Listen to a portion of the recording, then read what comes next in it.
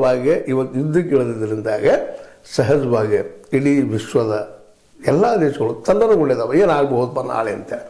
ಇದು ಭಾಳ ಗಂಭೀರವಾದ ವಿಷಯ. ಯಾಕಂತಂದ್ರೆ ಇಲ್ಲಿವರೆಗೆ ಏನಿತ್ತಪ್ಪ ಅಂತಂದರೆ ಯುದ್ಧ ನಡೀತಾ ಇದ್ದು ಬಾಂಡ್ರ ಮೇಲೆ ಮತ್ತೆ ಅದಕ್ಕೂ ಈಗ ಹಾಗಿಲ್ಲ.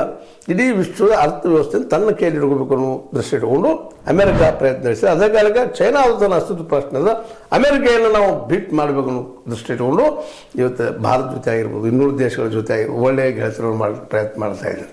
ಬಾರ್ಡರ್ ಡಿಸ್ಪ್ಯೂಟನ್ನು ಬಿಡು ಪ್ರಯತ್ನ ಮಾಡ್ತಾ ಇದೆ. ಯಾಕಂದ್ರೆ ಬಾರ್ಡರ್ದಲ್ಲಿ ಎಷ್ಟು ಉತ್ಪನ್ನ ಬರುವಂಥದ್ದು ರೇರರ್ ಅರ್ಥ ಏನು ಖನಿಜಗಳಿದ್ದಾವೆ ಅವು ಸಾಕಷ್ಟು ಇದೆ, ಆದ್ರೆ ಎಣ್ಣೆನೇ ಇಲ್ಲ ಚೈನಾದಲ್ಲಿ. ಅದಕ್ಕಾಗಿ ಅದು ಎಣ್ಣೆಯ ಸಲುವಾಗಿ ಇನ್ನೊಂದು ದೇಶ ನಿರ್ಭರ ಆಗಬೇಕಾಗ್ಯದ, ನಿಲ್ಲಬೇಕಾಗ್ಯದ.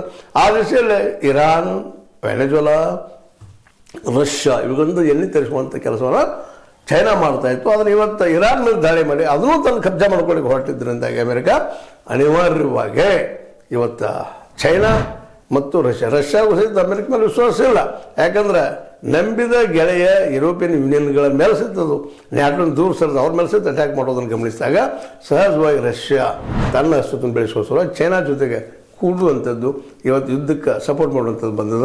ಇದೇ ನೆಲೆಯಲ್ಲಿ ಬ್ರಿಕ್ಸ್ಗಳು ಸಹಿತ ಏನು ದೇಶಗಳಿದ್ದಾವೆ ಅವು ದೇಶಗಳು ಸಹಿತ ಈ ಜಗದ 7 ದೇಶಗಳಿದ್ದಾವೆ, ಶ್ರೀಮಂತ ದೇಶಗಳು. ಅವುಗಳ ವಿರೋಧವಾಗಿ ತಮ್ಮ ಕರೆನ್ಸಿಯನ್ನು ಬೆಳೆಸಿ ಮಾಡ್ಕೋಬೇಕು, ವ್ಯಾಪಾರ ಬೆಳೆಸಿ ಮಾಡ್ಕೋಬೇಕು ಅನ್ನೋ ದೃಷ್ಟಿ ಇಟ್ಕೊಂಡು ಬ್ರಿಕ್ಸ್ ಸಹಿತ ಅಮೆರಿಕ ವಿರೋಧವಾಗಿ ತಮ್ಮ ಡಾಲರ್ ವಿರುದ್ಧವಾಗಿ ಒಂದು ಏನಪ್ಪ ಅಂತಂದ್ರೆ